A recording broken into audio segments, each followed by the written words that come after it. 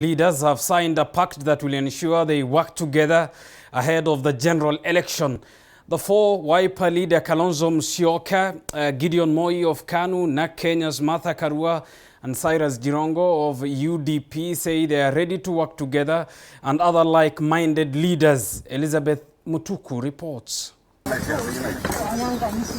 Wiper leader Kalonzo Musyoka, KANU chairperson Gideon Moi, Martha Karua of NARC Kenya and Cyrus Jirongo of UDP have signed the deed of assignment that will see four work together ahead of August general election. One Kenya Alliance, fully cognizant that we carry the aspirations of millions of Kenyans who yearn for just, inclusive and prosperous nation anchored on the rule of law and equitable distribution of resources.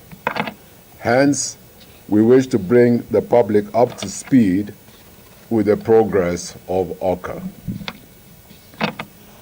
One, to formally incorporate all the constituent political parties into the One Kenya Alliance. We are glad to inform Kenyans that this morning, OKA principals have signed a deed of assignment.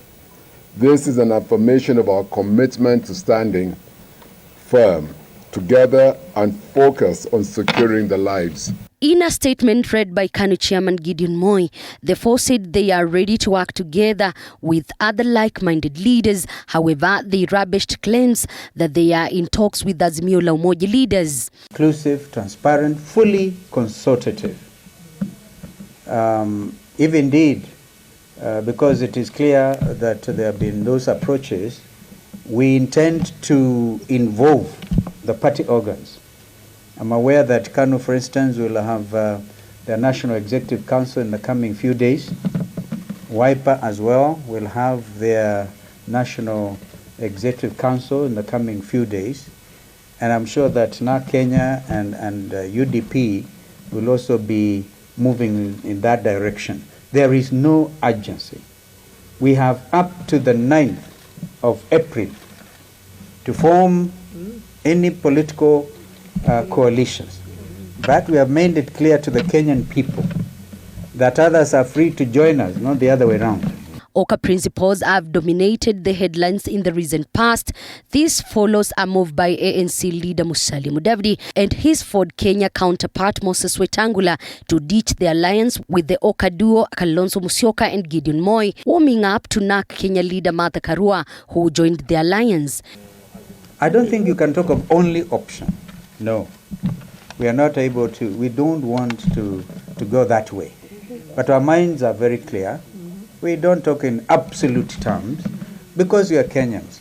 Kenyans need each other, but there are basic benchmarks and basic considerations. We talked of commonality of ideology. If we are fighting against corruption, you cannot come to me, Kennedy, and say, your Lord, you have a debt burden out of stealing people's resources, public resources, and expect that you will meet you halfway.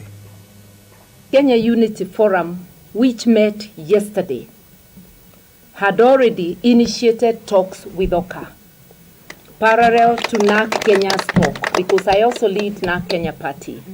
And you have heard the statement that this coalition is open to the like-minded. Without anticipating debate, those talks are ongoing, seriously. It is alleged that the OKA principals last night held a meeting to brainstorm and tie loose ends in the alliance ahead of the next general polls, a meeting that culminated to sealing of the deal that will see the four work together. With One Kenya Alliance taking shape after signing their coalition agreement, the much awaited is the direction they will take politically. Elizabeth Mutuku, TV 47 Nairobi.